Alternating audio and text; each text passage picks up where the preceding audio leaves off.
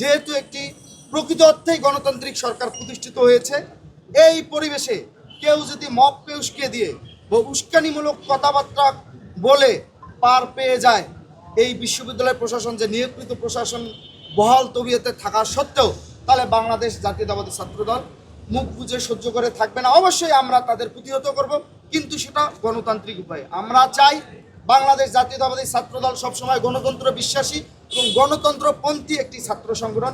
এই সংগঠনটি বিগত সময়ে বাংলাদেশের মানুষের অধিকার আদায়ের সাথে, দেশের স্বাধীনতা এবং সার্বভৌমত্ব রক্ষার সাথে সবসময় সামনের থেকে নেতৃত্ব দিয়েছে। আপনারা জানেন, বিগত জুলাই আগস্টের গণঅভ্যুত্থানে আমাদের 142 জন নেতাকর্মী সমর্থক শহীদ হয়েছে এবং অসংখ্য হাজারো নেতাকর্মী সমর্থক আহত হয়েছে, পঙ্গুত্ব বরণ করেছে।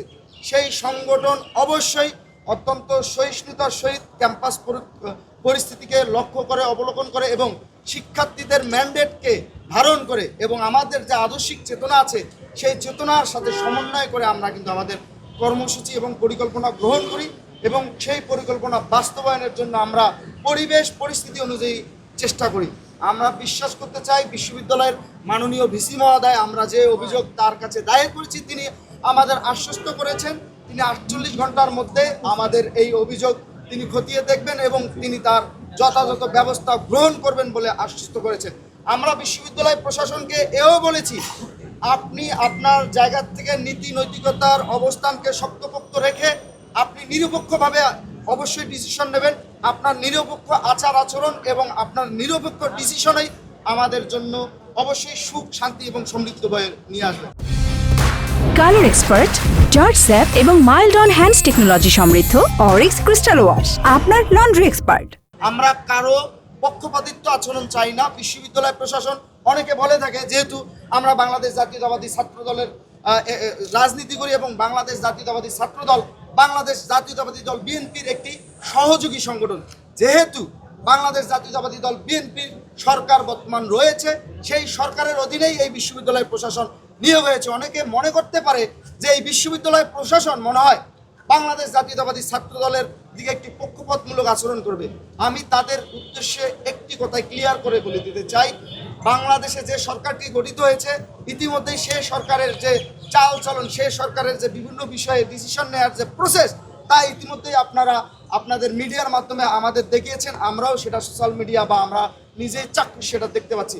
আমরা যেহেতু বাংলাদেশ জাতীয়তাবাদী ছাত্রদল বিএনপির একটি সহযোগী সংগঠন, আমরাও অবশ্য চাই বাংলাদেশের সর্বোচ্চ বিদ্যাপীঠ ঢাকা বিশ্ববিদ্যালয়ে সকল মতের, সকল দর্শনের নেতাকর্মী সমর্থক যারা আছেন তারা তাদের মত প্রচার করুক, অধিকার চর্চা করুক, অবশ্যই সেটা গণতান্ত্রিক উপায়ে। এবং একই সাথে আমরা যারা ছাত্র রাজনীতির সাথে জড়িত, যেটা বিভিন্ন সংগঠনের যারা নেতাকর্মী সমর্থক আছে এবং আমাদের এখানে উপস্থিত বিভিন্ন নেতাকর্মী সমর্থক আছে, তাদের সবাইকে আমি উদাত্ত আহ্বান করব, আমাদের রাজনৈতিক চর্চা করতে গিয়ে কোনো শিক্ষার্থীর যাতে পড়ার পরিবেশ, লেখাপড়ার পরিবেশ নষ্ট না করি। আমরা সেই দিকে সচেতন থেকে এবং শিক্ষার্থীদের ম্যান্ডেটকে মাথায় সম্পূর্ণরূপে ধারণ করেই আমরা আমাদের রাজনৈতিক গতিপথ নির্ধারণ করি।